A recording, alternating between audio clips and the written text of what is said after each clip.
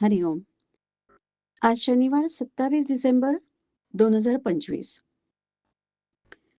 सद्गुरू ब्रह्मचैतन्य गोंदवलेकर महाराज यांच्या प्रवचनाचा आजचा भाग ऐकूया. भगवंतांचं प्रेम कसं उत्पन्न होईल ते पाहावे. चमत्कार करता आले म्हणजे ब्रह्मज्ञान झाले असे नाही म्हणता येणार. संतांचं दर्शन झालं, पण त्याच्या आजूबाजूचे लोक पाहिले तर वाईट दिसतात. आपण दवाखाना पाहायला गेलो तर निरोगी लोक आपल्याला तिथे कसे दिसतील? आमची प्रपंचाची नड संतांनी दूर करावी हे म्हणणे चुकीचे नाही का? ती दूर करण्याकरता प्रापंचिकांकडे जावे, संतांकडे नव्हे. आता दुखणे बरे व्हावे म्हणून जरी राम राम म्हटलं तरी सुद्धा ते वाया जात नाही. सत्पुरुषांचे अत्यंत उपकार असतील तर रोगाचं निदान काय आहे ते त्यांनी शोधून काढले.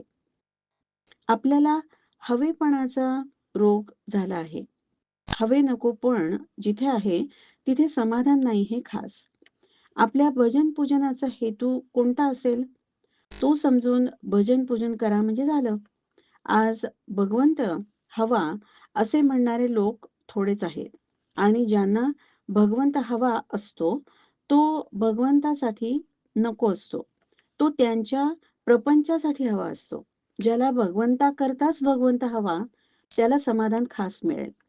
त्याला कशाचीही अट नाही, त्याला वयाची मर्यादा नाही, विद्येची नाही, बुद्धीची नाही, पैशाची नाही, कशाचीही नाही, तळमळीची मर्यादा आहे. खरोखर परमार्थ हा अनुमानाचा नाही.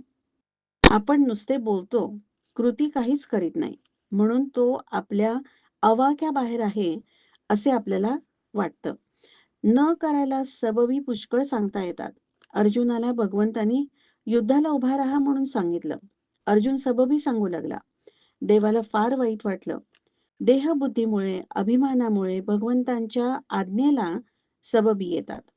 व्यवहारात सबबी सांगण्याची आम्हाला फार सवय झाली आहे. प्रयागला मुलगी आजारी पडली तर मनुष्य लगेच तिकडे जातो आणि काशीत जायचं झालं तर योग येत नाही असे म्हणतो. आज्ञेला सबब सांगणं हे मोठं पाप आहे. एखाद्या सावकाराला सांगितलं की तुझ्या जवळचे सर्व काही देऊन टाक, तर तो कदाचित देईलही, पण मी दिले ही आठवण नाही जाणार त्याची. जो द्यायला सांगतो तोच दाता असतो हे तो विसरतो. व्यापाराला स्वप्न व्यापारानेच पडते. व्यापाराला स्वप्न व्यापाराचेच पडते. त्याप्रमाणे आपण ज्याचा सहवास करावा त्याचे प्रेम येते. भगवंतांविषयी प्रेम कसं उत्पन्न होईल ते पाहावे. सहवासाने, निश्चयाने किंवा आपलेपणा विसरल्याने परमेश्वराचे प्रेम येते. पुष्कळ दिवस एका घरात राहिल्याने त्या घराविषयी नाही का आपल्याला प्रेम येतं. मुंबईत राहणाऱ्याला मुंबई आवडते याचे कारण सहवास. गांजा प्रथम ओढताना जरी उकारी आली तरी सवयीने त्याचे प्रेम येऊ शकते. नापसंत नवऱ्याशी जरी लग्न झालं तरी मुलगी निश्चयाने त्याच्यावर प्रेम करायला शिकते.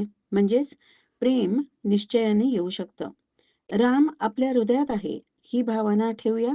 रामाहून मी वेगळा नाही आणि तो माझ्या हृदयात आहे असा दृढ निश्चय करून ही भावना वाढवली पाहिजे. हरिओम.